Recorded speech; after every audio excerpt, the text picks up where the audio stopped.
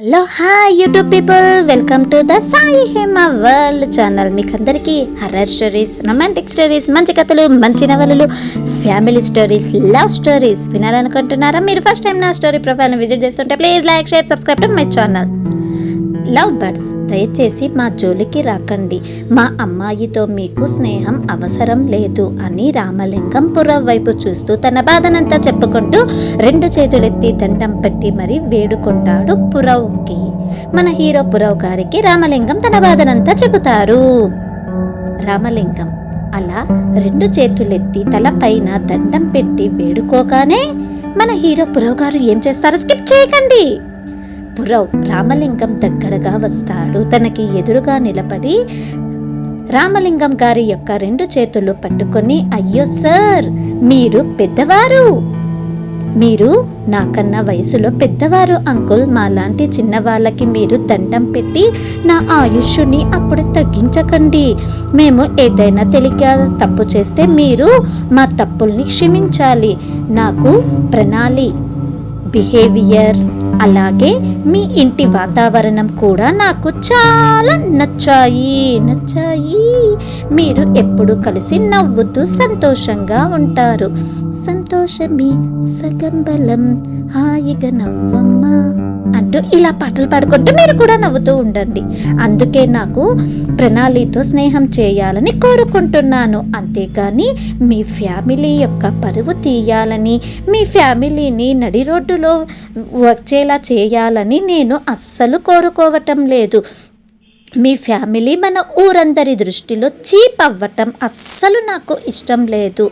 సరే, ప్రణాళితో నేను స్నేహం చేయకూడదు, నేను మాట్లాడకూడదు అంటున్నారు కదా, అయితే నాదొక కండిషన్. నిజమే, ఇది పల్లెటూరు. మేము ఇద్దరం ఇలా మాట్లాడుకున్నా ఇంకా అపార్థం చేసుకుంటారు. ఈ ఊరిలో ఇంకోటి మీనింగ్ తీసుకుంటారు. ఆ విషయం ఒక చెవి నుంచి ఇంకో చెవికి ఊరు మొత్తం తెలుస్తుంది. అందుకే ఎవరి దగ్గరట సీక్రెట్స్ అస్సలు ఉండవు పల్లెటూరులో. మీ ఇంటికి నేనే రోజు వస్తాను. అలాగే మీ అందరితో నేను కూడా సంతోషంగా గడుపుతాను. ప్రణాళితో, రవితో ఆటలాడుకుంటాను, చదువుకుంటాను.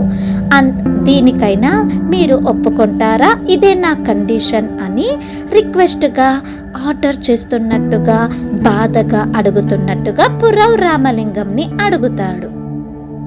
పురవ్ అలా అడగగానే స్కిప్ చేయకండి. ఆ మాటలకు కూడా రామలింగం, చూడు బాబు, చిన్నబాబు గారు, మీరు పెద్ద కోటీశ్వరులు, మేము పేదవాళ్ళం. మా కులం వేరు, అలాగే మా మతం కూడా వేరు. తను ఆడపిల్ల, మీరు మగ పిల్లవాడు. అస్సలు స్నేహం కుదరదు. మా ఇంటికి కూడా మీరు రాకూడదు. మేము ఏదో ఊరి చివరన బ్రతుకుతున్న వాళ్ళం. మీరు పెద్ద అద్దాల మేడ ఇంటిలో బ్రతుకుతున్నారు. మీకు మాకు పొంతన ఎక్కడా కుదరదు. అస్సలు స్కిప్ చేయకండి. దయచేసి మీరు అడ్డు తప్పుకోండి. మీరు ఈ విషయాలు రెండింటికి నేను అస్సలు ఒప్పుకోను. వెళ్ళి మీ తోటి కులం వారితో, నీ అంతస్తుతో సరితూగికే వారితో మీరు స్నేహం చేయాలి. నా